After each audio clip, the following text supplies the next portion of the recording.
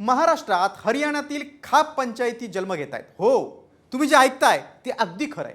कारण शाहूंच्या कोल्हापूरमधील शिंगणापूर ग्रामपंचायतीनं लोकशाहीच्या मूल्यांना हरताळ फासली। या ग्रामपंचायतीनं मुस्लिमांना मतदानापासून रोखण्याचा ठराव केलाय। का असा ठराव या ग्रामपंचायतीला करावा लागलाय पाहूयात या रिपोर्टमध्ये।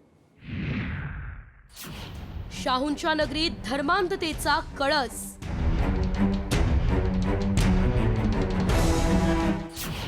मुस्लिमांना मतदानापासून रोखण्याचा डाव। कोल्हापुरात ग्रामपंचायत की खाप पंचायत?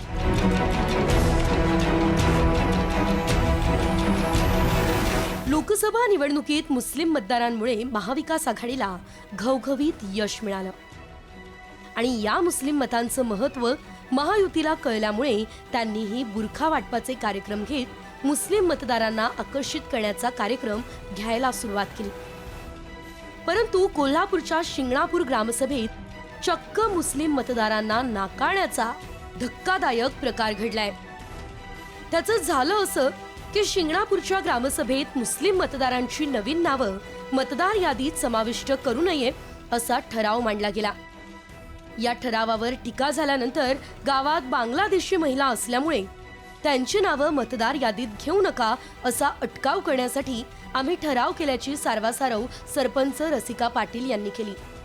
तर ठराव करणारे कोणत्या पक्षाचे आहेत याचा शोध घ्या असं सांगत या प्रकरणी गुन्हा दाखल करून कारवाईची पवारांच्या राष्ट्रवादीचे आमदार जितेंद्र आव्हाड यांनी मागणी केली। तुम्ही त्या गावात चौकशी करा, ते कोणाशी संबंधित आहेत तुम्हाला लगेच कळेल।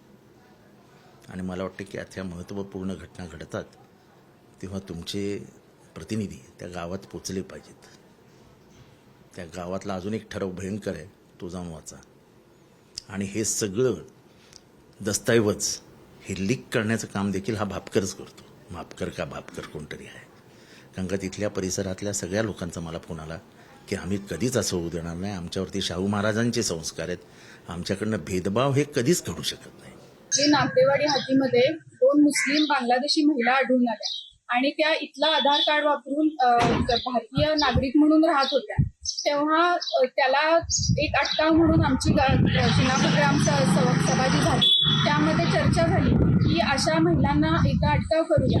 पण ह्याची बातमी वेगळ्या पद्धतीने आता मांडून सामाजिक तेढ निर्माण करण्याचा प्रयत्न जो केला जातोय त्याची सगळ्यांनी दखल घ्यावी। या निमित्तानं साम टीव्हीने काही महत्त्वाचे सवाल उपस्थित केलेत। मुळात जर त्या कथित महिला बांगलादेशी असतील तर त्यांची पोलिसात तक्रार का केली नाही? 2 महिलांमुळे सगळ्या अल्पसंख्याक समाजाला मतदानापासून रोखण्याचा अधिकार ग्रामसभेला कोणी दिला? समानतेचा संदेश देणाऱ्या शाहू महाराजांच्या पदस्पर्शानं पावन झालेल्या कोल्हापुरात धर्मांधतेचं विष कोण पसरवतंय? घडल्या प्रकाराने महाराष्ट्रातील ग्रामपंचायत या हरियाणामधल्या खाप पंचायती बनत चाललाय की काय असा गंभीर प्रश्न आता निर्माण झालाय। थेट नागरिकांच्या मतदानाचा हक्क केवळ धर्मद्वेषामुळे हिरावून देण्याचा डाव करणाऱ्यांवर कारवाईची मागणी या निमित्तानं होते। ब्युरो रिपोर्ट, साम टीव्ही न्यूज।